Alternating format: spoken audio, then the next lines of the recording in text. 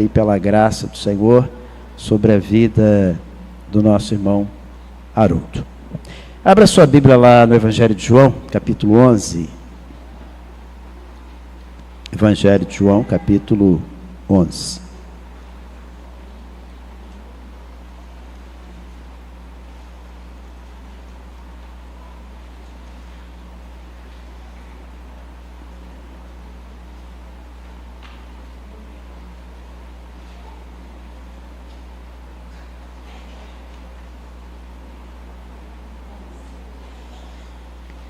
Trata-se de um texto já bem conhecido nosso, mas a palavra de Deus é assim, né? Conhecemos muito bem os textos, mas quanto mais lemos, mais coisas nós podemos adquirir, né, dos textos. São fontes para a nossa vida, né? Como diz a própria palavra de Deus, fontes da água da vida, né? A ressurreição de Lázaro. Estava então enfermo certo Lázaro de Betânia, aldeia de Maria e de sua irmã Marta. E Maria era aquela que tinha ungido o Senhor com unguento e lhe tinha enxugado os pés com seus cabelos, cujo irmão Lázaro estava enfermo. Mandaram-lhe, pois, suas irmãs dizer: Senhor, eis que está enfermo aquele que tu amas. E Jesus, ouvindo isso, disse: esta enfermidade não é para a morte, mas para a glória de Deus, para que o Filho de Deus seja glorificado por ela. Ora, Jesus amava Marta e a sua irmã e a Lázaro. Ouvindo, pois, que estava enfermo, ficou ainda 2 dias no lugar onde estava. Depois disto, disse aos seus discípulos: vamos outra vez para a Judéia. Disseram-lhe os discípulos: Rabi, ainda agora os judeus procuravam apedrejar-te e tornas para lá? Jesus respondeu: não há 12 horas no dia? Se alguém andar de dia, não tropeça, porque vê a luz deste mundo. Mas se andar de noite, tropeça, porque nele não há luz. Assim falou, e depois disse-lhes: Lázaro, nosso amigo, dorme, mas vou despertá-lo do sono. Disseram, pois, os seus discípulos: Senhor, se dorme, estará salvo. Mas Jesus dizia isso de sua morte. Eles, porém, cuidavam que falava do repouso do sono. Então Jesus disse-lhes claramente: Lázaro está morto, e folgo por amor de vós de que eu lá não estivesse, para que acrediteis. Mas vamos ter com ele. Disse, pois, Tomé, chamado Dídimo, aos condiscípulos: vamos nós também para morrermos com ele. Chegando, pois, Jesus, achou que já havia 4 dias que estava na sepultura. Ora, Betânia distava de Jerusalém 15 estádios, e muitos dos judeus tinham ido consolar a Marta e a Maria acerca de seu irmão. Ouvindo, pois, Marta que Jesus vinha, saiu-lhe ao encontro. Maria, porém, ficou assentada em casa. Disse, pois, Marta a Jesus: Senhor, se tu estivesses aqui, meu irmão não teria morrido. Mas também agora sei que tudo quanto pedirdes a Deus, Deus te concederá. Disse-lhe Jesus: teu irmão há de ressuscitar. Disse-lhe Marta: eu sei que há de ressuscitar na ressurreição do último dia. Disse-lhe Jesus: eu sou a ressurreição e a vida. Quem crê em mim, ainda que esteja morto, viverá. E todo aquele que vive e crê em mim, nunca morrerá. Crês tu isto? Disse-lhe ela: sim, Senhor. Creio que tu és o Cristo, o Filho de Deus, que havia de vir ao mundo. E dito isto, partiu, e chamou em segredo a Maria, sua irmã, dizendo: o mestre está aí e te chama. Ela, ouvindo isto, levantou-se logo e foi ter com ele. Ainda Jesus não tinha chegado à aldeia, mas estava no lugar onde Marta o encontrara. Vendo, pois, os judeus que estavam com ela em casa e a consolavam, que Maria apressadamente se levantara e saíra, seguiram-na, dizendo: vai ao sepulcro para chorar ali. Tendo, pois, Maria chegado onde Jesus estava, vendo-o, lançou-se aos seus pés, dizendo-lhe: Senhor, se tu estivesses aqui, meu irmão não teria morrido. Jesus, pois, quando a viu chorar, e também chorando os judeus que com ela vinham, moveu-se muito em espírito e perturbou-se, e disse: onde o pusestes? Disseram-lhe: Senhor, vem e vê. Jesus chorou. Disseram, pois, os judeus: vede como o amava. E alguns deles disseram: não podia ele, que abriu os olhos ao cego, fazer também com que este não morresse? Jesus, pois, movendo-se outra vez, muito em si mesmo, foi ao sepulcro, e era uma caverna, e tinha uma pedra posta sobre ela. Disse Jesus: tirai a pedra.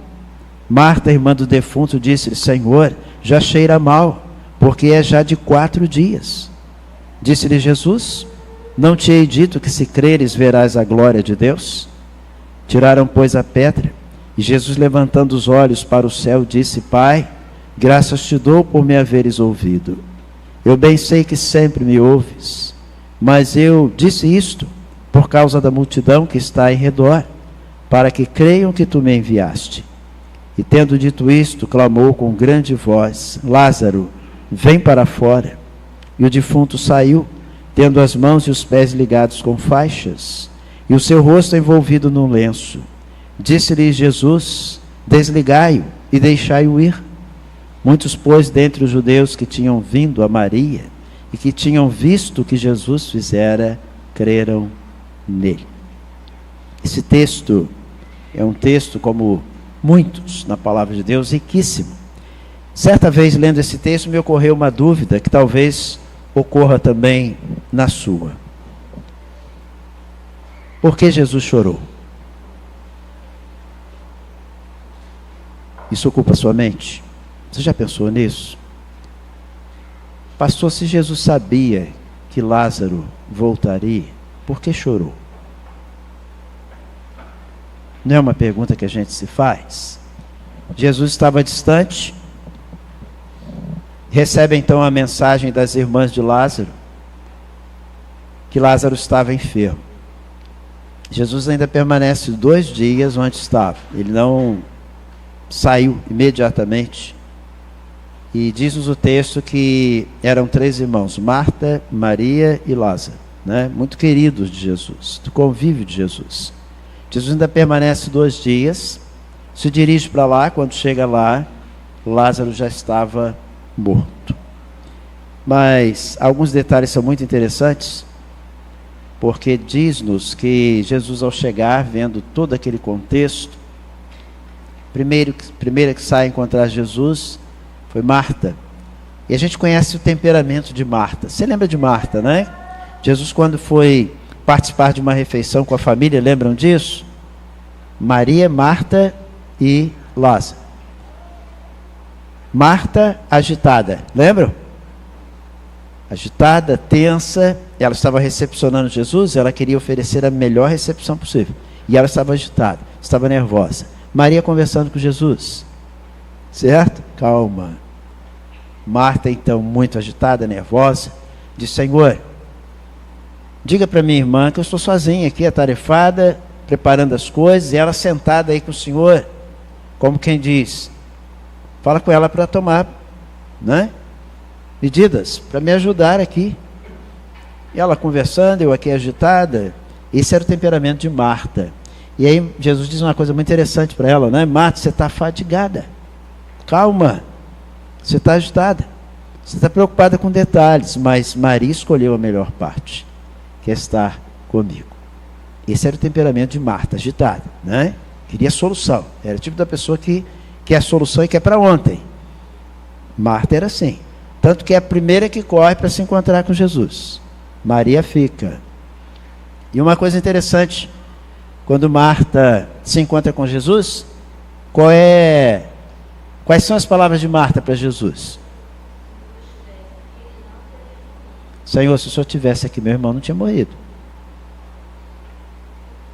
Como quem diz, por que o Senhor não estava aqui? Por que o Senhor demorou tanto para estar aqui? Certo? Jesus então se aproxima da aldeia, né? E Marta manda chamar Maria. Maria vem e também se dirige a Jesus com as mesmas palavras: Senhor, se eu estivesse aqui, meu irmão não teria morrido. O que será que essas irmãs estavam querendo dizer para Jesus? 2 coisas. Se Jesus estivesse lá, aquilo não teria acontecido. Por que não estava? Mas uma outra coisa interessante também é que elas reconheciam que Jesus tinha poder, que era o Filho de Deus. Mas Jesus então se dirige, né, para a aldeia, e quando vê toda aquela situação, diz-nos o texto que Jesus chorou. Irmãos, esse texto para mim é fantástico. 2 palavrinhas: Jesus chorou. Mas isso traz consigo uma mensagem enorme, para mim traz muita coisa. 2 palavrinhas.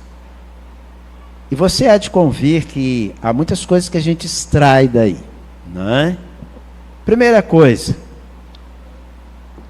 é maravilhoso você ouvir do Filho de Deus, o Altíssimo, de um Deus que chora. Se você conhecer um pouquinho da mitologia, não é? Dos deuses mitológicos, gregos, romanos, né, etc. Você não encontra um que você tem ouvido dizer que você saiba que chorou por alguém. Você ouve de deuses irados, deuses poderosos, deuses que querem oferendas, inclusive sacrifícios humanos, mas você não ouve de um Deus que se coloca na situação do homem e que chora por ele. Você não conhece na história um sequer sem ser Jesus. Não é maravilhoso isso? Um Deus que se coloca como ser humano. Isso é maravilhoso. O que o texto nos diz, não é? Dentre as várias coisas maravilhosas, é que nós somos criaturas suas. Você é criatura de Deus. Todos somos criaturas de Deus? Somos. Você foi criado por Deus. Nem todos são filhos, né? Mas são criados, criaturas de Deus. Lá em Gênesis, lá no comecinho, no primeiro capítulo, você lê uma coisa muito interessante. Gênesis 1, 26 e 27 diz assim: disse Deus, façamos o homem à nossa imagem, conforme a nossa semelhança, e domine sobre os peixes do mar, e sobre as aves do céu, e sobre toda a terra, e sobre todo réptil que se move sobre a terra. E criou Deus o homem à sua imagem, a imagem de Deus o criou, homem e mulher o criou. Eu não sei se você prestou atenção, aqui alguns verbos estão no plural. Façamos, disse Deus, façamos. Por que está no plural? Por que não diz eu vou fazer, mas façamos? Por que plural? Você sabe?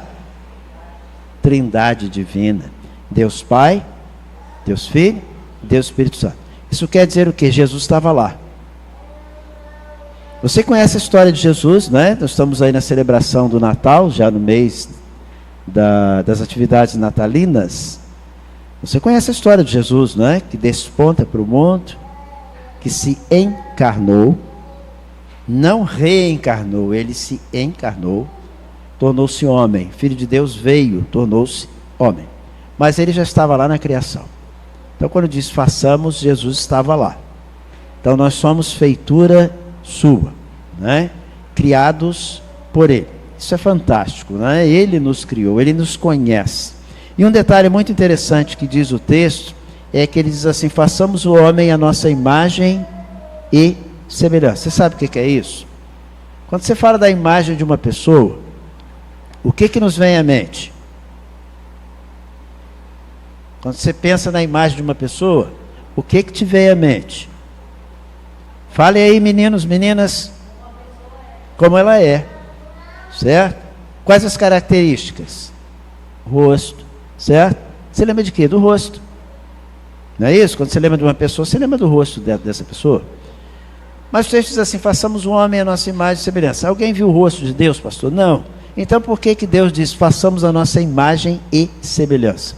É semelhança não física, não semblante, mas as características de sentimento, comportamento, moral. Essa é a imagem, tá? Então você é a imagem de Deus nesse sentido. Você pensa, você sente, você raciocina, você ama, você chora. Deus é assim. Você já parou para pensar nisso?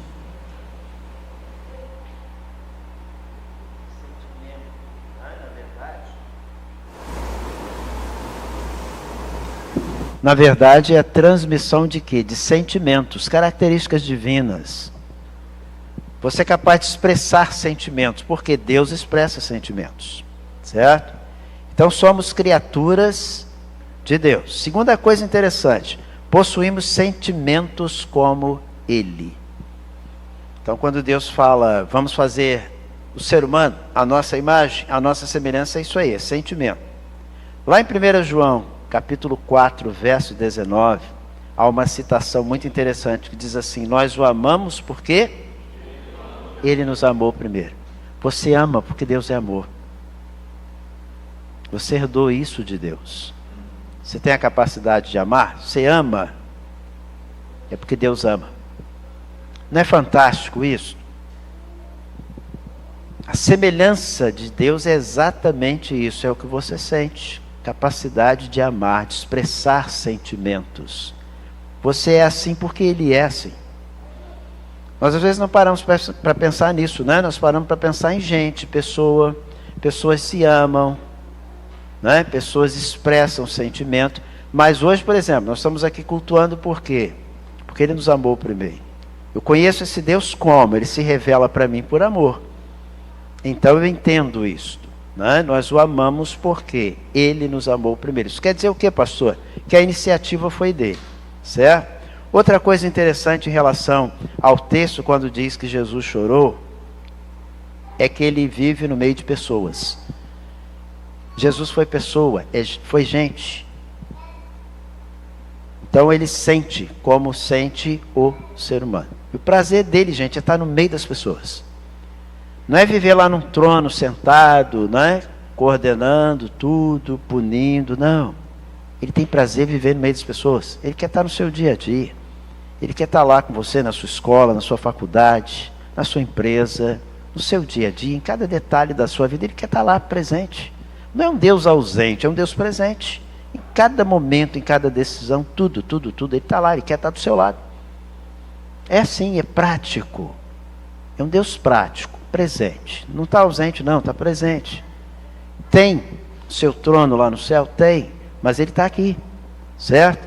Recebe o nosso culto, Ele quer estar envolvido em todas as atividades da nossa vida, né? Então Ele tem prazer em estar no meio de gente, de pessoas. Ele não está fisicamente, mas espiritualmente está nas nossas vidas, nas nossas decisões, em cada detalhe, em cada situação. E Ele disse uma coisa muito interessante. João registrou isso aí, lá no capítulo 10, versos 10 e 11, ele diz assim: o ladrão não vem senão a roubar, a matar e a destruir. Eu vim para que tenham vida e a tenham com abundância. Eu sou o bom pastor dá sua vida pelas ovelhas. Olha que coisa interessante. Eu vim para trazer, não vim para tirar. Vim para trazer vida, vim para trazer conteúdo, certo? Vida com conteúdo, com qualidade. Eu vim para trazer qualidade de vida para vocês. Por isso Ele entra em cena. Você está percebendo? Então esse detalhe, quando diz que Jesus chorou, é muito interessante, porque Ele vive entre gente, entre pessoas. Ele sabia que Lázaro voltaria? Sim, sabia. Mas por que chorou? Porque a tristeza das pessoas o tocou. Olha que coisa fantástica. Um Deus cuja tristeza das pessoas o afeta. Isso diz tudo, gente. Diz tudo. Não é um ser impessoal. A tristeza das pessoas o entristece, mesmo sabendo que ele atuaria. Lázaro voltaria, ele sabia disso. Mas aquele choro, aquelas pessoas, a tristeza da perca o afetou. Diz que ele ficou constrangido. É a definição. Olha que coisa interessante. Por isso esse texto me diz muito a respeito do Cristo a quem eu sirvo. Um Cristo que sabe o que eu sinto. Cada lágrima que eu derramo, Ele conhece. Ele acompanha. Está perto. Por isso Ele chorou. A minha dúvida quando tomei conhecimento com esse texto, certa vez, foi essa: por que Jesus chorou se Ele sabia que Lázaro voltaria? Os outros não sabiam, mas Ele sabia. É porque a tristeza das pessoas o tocou. Esse é o Cristo. Não é maravilhoso isso? Um Deus que chora conosco, sabe quando eu choro, sabe das minhas lutas, das minhas dores. Por isso que a palavra de Deus diz assim: olha, vinde a mim, palavra de Jesus, né? Todos vós que estáis cansados e oprimidos, e eu vos aliviarei. Aí a gente lembra lá do salmista, né? Quando ele diz assim: Senhor, sem que haja uma palavra na minha língua, Tu a tudo conheces. Sem que haja uma palavra na minha língua, o Senhor conhece todas as coisas. Não é fantástico, gente? É esse Cristo que nós estamos cultuando nesta noite. Tem prazer em viver entre as pessoas. Lá no capítulo 15, versos 5 a 7, Jesus diz assim: eu sou a videira, vós as varas. Quem está em mim e eu nele, esse dá muito fruto. Porque sem mim nada podeis fazer. Se alguém não estiver em mim, será lançado fora, como a vara, e secará. E os colhem e lançam no fogo, e ardem. Se vós estiverdes em mim, as minhas palavras estiverem em vós, pedireis tudo o que quiserdes e vos será feito. Na conversa, você se prestou atenção na conversa de Jesus com as duas irmãs? Há algumas coisas muito interessantes que Jesus coloca. Diz assim, lá no capítulo 11, né, versos 24 a 26, disse-lhe Marta: eu sei que há de ressuscitar na ressurreição do último dia. Disse-lhe Jesus: eu sou a ressurreição e a vida. Quem crê em mim, ainda que esteja morto, viverá. E todo aquele que vive e crê em mim nunca morrerá. Crês tu isto? Olha que interessante. O que a gente aprende no texto? Que Marta e Maria tinham consciência da ressurreição do último dia. O que é isso, pastor? Que após terminarmos a nossa trajetória aqui, a vida não findará para nós. Estaremos com o Senhor. É o que a Bíblia chama de ressurreição. Não é um dia Cristo volta, nós vamos nos encontrar com Ele. Ressurreição quer dizer viver outra vez, viver de novo, renascer. Então Marta, né, quando Jesus diz, não, ele na verdade não está morto, né? Ele voltará, Lázaro ressuscitará. Você crê nisso? Não, Senhor, eu sei que ele vai ressuscitar na ressurreição do último dia. Ela sabia disso. Havia salvação para Lázaro. Aí Jesus diz o seguinte: olha, eu sou a ressurreição, eu sou a vida. Quem crê em mim, ainda que esteja morto, viverá. E todo aquele que vive e crê em mim nunca morrerá. Crês tu isto? Olha que pergunta interessante, que eu gostaria de deixar também nesta noite. Você crê nisso? Você acredita nisso? Que quem crê em Jesus não morre espiritualmente, mas vai viver eternamente com o Senhor? Você está entendendo agora por que Jesus ficou 2 dias ainda lá? E ele disse isso para os discípulos: eu fico feliz por não estar lá, por vocês estarem aqui. Porque a glória do Senhor ia ser revelada, poder de Deus foi revelado. E muitos creram nisso. Eu não preciso ver morto ressuscitar hoje para eu crer no poder de Deus. Não preciso disso. À época isso era necessário. Hoje não. Eu creio no poder de Deus para a salvação de todo aquele que crê pela fé. Creio nesse livro, pelos relatos que aqui estão pela fé. Acredito nesse Jesus vivo pela fé. Não preciso ver isto. Eles precisavam. Era uma realidade diferente. Mas eu não preciso. Então faz para mim toda a diferença um Jesus que chorou. Um Jesus que chora comigo. Não é prazeroso isso? É ter um Deus que se coloca do seu lado e chora? Estava me lembrando de uma história muito interessante de uma família. A família ao lado, né? O vizinho havia perdido a esposa. Era um momento de luto. E o menino da família vizinha sumiu por alguns instantes. E os pais ficaram preocupados. E de repente o menino surge. E aí a mãe pergunta para o menino: menino, onde você estava?